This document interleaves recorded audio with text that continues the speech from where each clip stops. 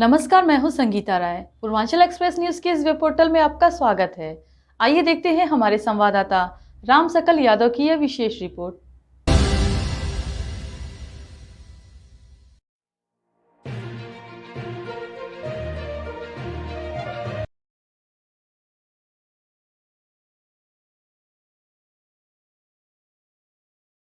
आजमगढ़ से बड़ी खबर। वायरल वीडियो विवाद को लेकर विश्व हिंदू रक्षा परिषद के राष्ट्रीय महामंत्री और भाजपा नेता श्याम सुंदर चौहान ने अपने शेखपुरा स्थित आवास पर प्रेस वार्ता की। इस दौरान उन्होंने विपक्षियों पर जमकर निशाना साधते हुए कहा कि बेबुनियाद और निराधार आरोप लगाने वाले लोग सावधान हो जाएं। प्रेस वार्ता में भाजपा नेता श्याम सुंदर चौहान ने कहा कि कुछ लोग सोशल मीडिया पर मनगढ़ंत खबरें और फर्जी वीडियो चलाकर उनकी छवि धूमिल करने की कोशिश कर रहे हैं। उन्होंने साफ कहा कि अगर वह दोषी साबित होते हैं तो वह जेल जाने को भी तैयार हैं। श्याम सुंदर चौहान ने विपक्षियों पर राजनीतिक द्वेष का आरोप लगाते हुए कहा कि उनकी बढ़ती लोकप्रियता से विरोधी बौखला गए हैं। उनके नाम और फोटो का इस्तेमाल करके फर्जी वीडियो उनसे जोड़ा जा रहा है, जबकि इन सबका उनसे कोई लेना देना नहीं है। वीआईपी सुरक्षा के आरोप पर भाजपा नेता ने कहा कि उन्हें इसकी जानकारी सोशल मीडिया से हुई है। सगड़ी क्षेत्र के कुछ यूट्यूबर अपनी लोकप्रियता बढ़ाने के लिए मनगढ़ंत कहानी गढ़ रहे हैं। ऐसे लोगों को लीगल नोटिस भेजा जाएगा। उन्होंने याद दिलाया कि पूर्व में भी उनके खिलाफ बेबुनियाद आरोप लगाए गए थे, लेकिन अदालत में आज तक कोई सबूत पेश नहीं किया जा सका। श्याम सुंदर चौहान ने साफ कहा कि वह शोषितों, वंचितों और गरीबों की लड़ाई लड़ते रहेंगे। उन्होंने विधायक रामविलास चौहान पर भी निशाना साधते हुए कहा कि 1 साल पहले लगाए गए आरोपों में आज तक कोई ठोस साक्ष्य नहीं मिला है। भाजपा नेता ने चुनौती दी कि उनके खिलाफ जो भी वीडियो या कॉल रिकॉर्डिंग बताई जा रही है उसकी फॉरेंसिक जांच कराई जाएगी। अगर उसमें उनकी संलिप्तता साबित होती है तो वह जेल जाने को तैयार हैं। उन्होंने कहा कि विपक्षी जनता की सेवा करें, उन्हें परेशान करने उन्हें कुछ हासिल होने वाला। आप सभी जो भी यहाँ पर हमारे आवास पर जितने भी इलेक्ट्रॉनिक मीडिया, सोशल मीडिया, समस्त पत्रकार बंधु जो भी यहाँ पर आए हैं, आप सभी लोग का मैं धन्यवाद करूंगा। और आप सभी लोगों को इसलिए यहाँ पर आमंत्रित किया गया है कि कुछ लोग जो आजमगढ़ के सोशल मीडिया से मेरी छवि को खराब करने के मकसद से जो है जो मनगढ़ंत कहानी बना के चला रहे हैं, जिसमें कोई भी सत्यता नहीं है, उसी के संबंध में मैं आप लोग के समक्ष प्रेस वार्ता के लिए उपस्थित हुआ हूँ। तो क्या है सोशल मीडिया में क्या दिखाया जा रहा है जो आपकी छवि धूमिल हो रही है? सोशल मीडिया में पिछले करीब 4-5 दिन पहले से मेरे बारे में मेरा नाम लेके मेरा फोटो लगा के तमाम जो कि घटनाओं के बारे में दिखाया जा रहा है कि जो कभी मैंने इस प्रकार का न कोई घटना भी नहीं किया। आपकी कई मुकदमे में आप वंचित हैं, आप वीआईपी सुरक्षा लेके चलते हैं, प्रोटोकॉल के विपरीत आप चलते हैं और काफी विवादित छवि के हैं, लोगों से पैसा लेके काम कराने के नाम पे लेते हैं, क्या है सच्चाई?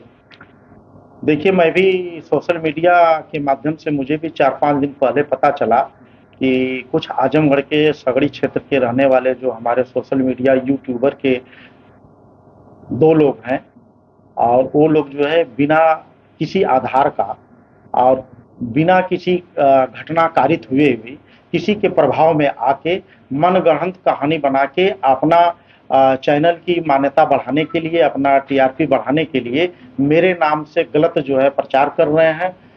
गलत सोशल मीडिया पर जो है वक्तव्यों का दिखाया जा रहा है, जो एकदम निराधार है। आप लोग को मैं ये भी बताना चाहूँगा कि साल भर पहले मेरे ऊपर 2 एफआईआर की गई, एक जून में की गई, एक जुलाई में की गई।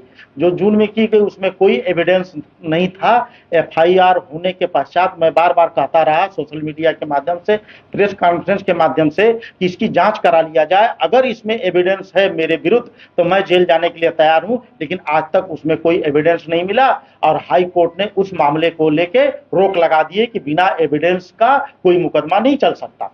और जो 1 महीने बाद मुकदमा किया गया, हमारे पड़ोसी हमारे ही समाज के हैं, जो वर्तमान में भारतीय जनता पार्टी के विधायक हैं श्री रामविलास चौहान जी, उन्होंने यह कहते हुए मेरे ऊपर एफआईआर पंजीत कराया, मेरे भाई के ऊपर, कि यह लोग मेरे नाम का दुरुपयोग करते हैं, मेरा नाम लेके अधिकारियों से बात करते हैं अपने नंबर से। एफआईआर जब हो गई तो मुझे जब पता चला तो मैं जो है विवेचक महोदय से कहा और यहाँ के लोकल एडमिनिस्ट्रेशन से मैंने बात किया कि यदि मैंने किसी को अपने नंबर से किसी भी प्रकार का धमकी दिया है, किसी का नाम बदल के बात किया हूं, तो वह नंबर मेरा उजागर किया जाए और जिस व्यक्ति को मैंने फोन किया है उसका नंबर उजागर किया जाए। आज 1 साल हो गया उस एफआईआर को कराए हुए माननीय रामविलास विधायक द्वारा, लेकिन आज तक न्यायालय में साक्ष्य नहीं दे पाए, न ही चार्जशीट जो है न्यायालय में कॉग्निजेंस भी नहीं ली गई है, अर्थात संज्ञान में भी नहीं ली गई है। अब उससे वो जो है बौखला के, क्योंकि मुझको बीच में कुछ लोकल लोगों के यहाँ भेजे, लोकल लोगों के माध्यम से मेरे पास भेजा गया कि आप सुलह कर लो, आप अपना काम देखो, मैं अपना काम देखूं। मैं कहा सुलह किस बात की होगी, आपने तो मेरे खिलाफ जो है बिना साक्ष्य का फर्जी एफआईआर करा दिया, तो आइए कोर्ट में लड़िए, अगर आप सही हैं तो मैं जेल जाऊंगा, अगर आप सही नहीं है तो आपके ऊपर कार्रवाई की जाएगी। उससे भयभीत होके उस ऑडियो को, उस समय इन्होंने जो ऑडियो मनगढ़ंत तरीके से, फर्जी तरीके से बनाए थे, उस ऑडियो को आज अपने लोगों के माध्यम से ये उसको सोशल मीडिया के माध्यम से वायरल करके मेरी छवि को धूमिल करने का काम किया जा रहा है।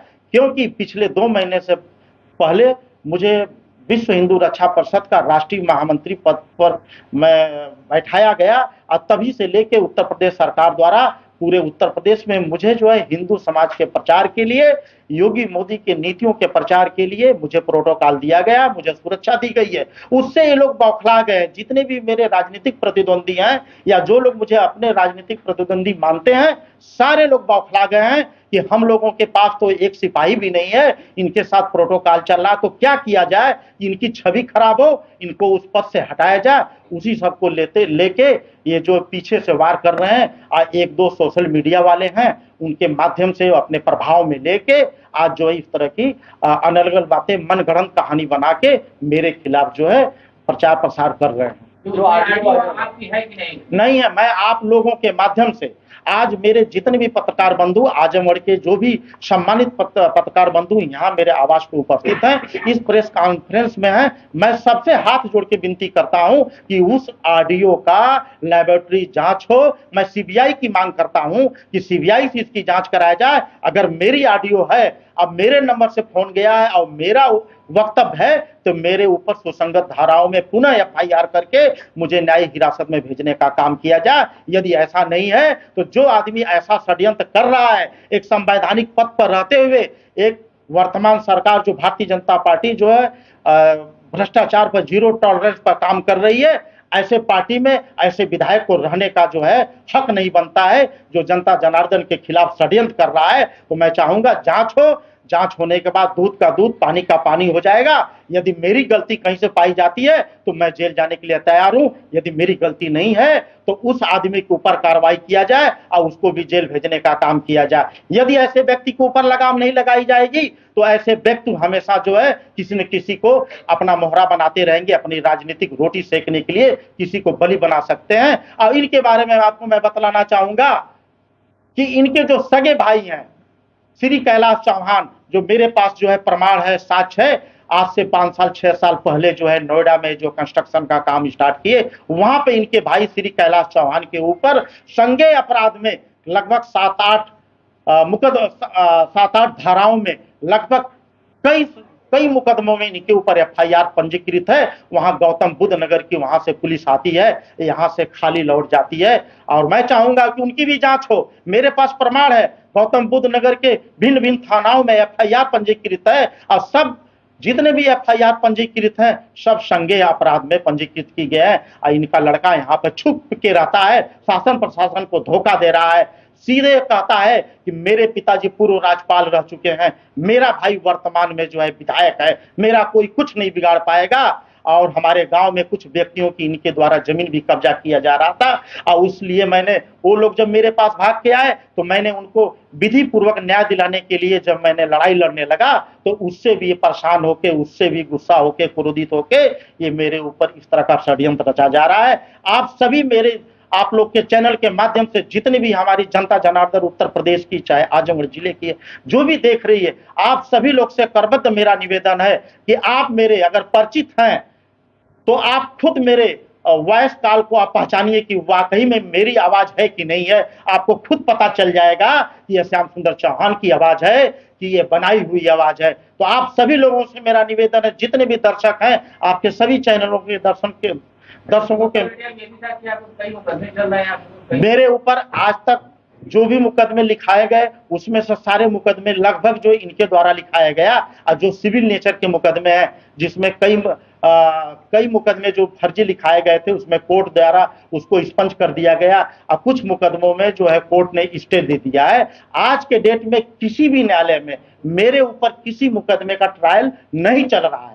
आप सब मुकदमे जो है सिविल के हैं, क्योंकि मेरे भाई का काम जो है पॉली हाउस कंस्ट्रक्शन का काम है, तो उसके वजह से जो है कुछ मुकदमे हम लोग भी किए हैं अपने पैसा रिकवरी को लेकर। तो उसके क्रास में कुछ लोग जो है सिविल का मुकदमा लिखाते हैं, उसमें मैं बड़ा भाई होने के नाते मेरा भी नाम डाल दिया जाता है। लेकिन जैसे ही कोर्ट में हम जाते हैं, जैसे माननीय न्यायालय सेशन कोर्ट से लेके हाई कोर्ट तक हम जाते हैं, जो हम साक्ष्य के आधार पर उनसे हमारे वकील जब बहस करते हैं तो उसमें हमको या तो स्टे मिल जाता है या तो उस मुकदमे को स्पंज कर दिया जाता है। अच्छा, ये जो आपका सोशल मीडिया जियनपुर से चलाया जा रहा है, ऐसा जो लगता है आपको क्या जियनपुर में? हाँ, उसका मैं आपको मैं ये चाहूंगा, जो अभी आप हमारे पत्रकार बंधु ने पूछा कि कहाँ से चलाई जा रही है, आप खुद बता रहे हैं कि आप जियनपुर से चलाई जा रही है, तो उसका तार कहीं ना कहीं जुड़ा हुआ है।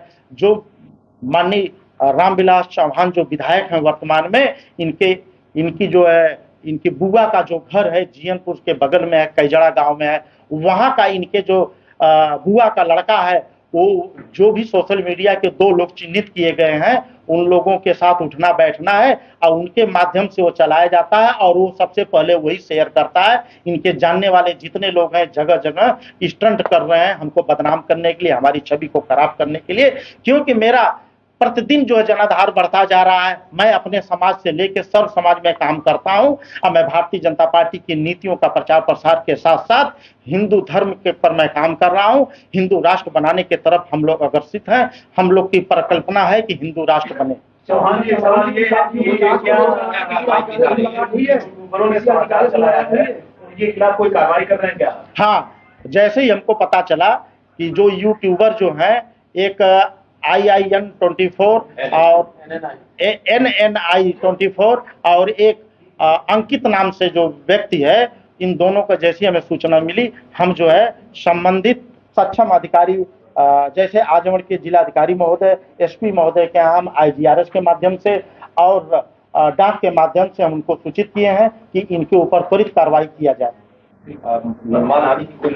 हाँ, और कोर्ट से हमने अभी जो है आज के डेट में हमने मानहानि के लिए उनको लीगल नोटिस हमारे लॉयर ने जो है एडवोकेट ने जारी किया है। और आपको एक और भी बात मैं बतलाना चाहूंगा, मैं राजनीतिक व्यक्ति के साथ साथ मैं एडवोकेट भी हूं। अभी पिछले साल मेरा रजिस्ट्रेशन हुआ है, तो मैं वकालत पेशा से भी जुड़ा हुआ हूं। तो कुछ लोग जो है मेरे जो है राजनीतिक बढ़ते हुए कदम और कानूनी विधि में जो मैं प्रैक्टिस कर रहा हूं उससे बौखला के ये लोग इस तरह षड्यंत्र करके मुझे बदनाम करने के लिए, खास तौर से माननीय रामविलास चौहान का ये पूरा षड्यंत्र है। ये चाहते हैं कि किसी तरह इसका पर कतर दिया जाए और पूरे चौहानों में मेरा नाम रहे। और मैं आप लोग के माध्यम से चैलेंज करता हूं माननीय विधायक जी को, और किसी भी क्षेत्र में मुझसे आके डिबेट कर ले, मुझे किसी भी चीज में हरा दे, मैं उस दिन से राजनीति छोड़ दूंगा। चाहे वो राजनीति का क्षेत्र हो, चाहे एग्रीकल्चर का क्षेत्र हो, चाहे स्वास्थ्य विभाग का, चाहे स्पोर्ट का हो, वो मुझसे डरते हैं।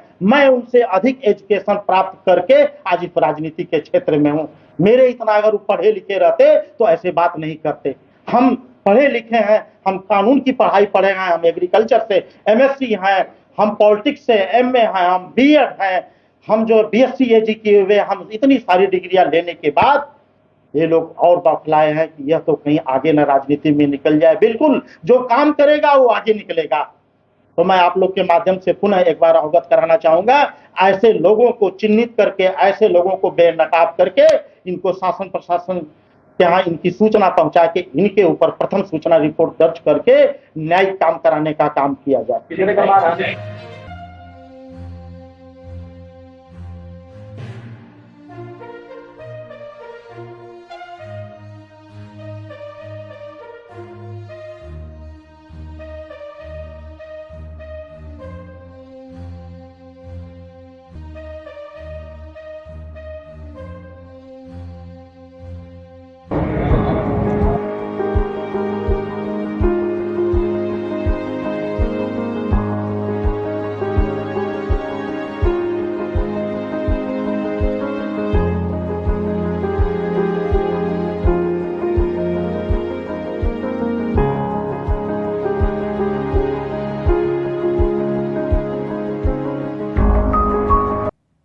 अगर आपको हमारी खबर पसंद आई हो तो हमारे चैनल को लाइक, सब्सक्राइब और शेयर जरूर करिए।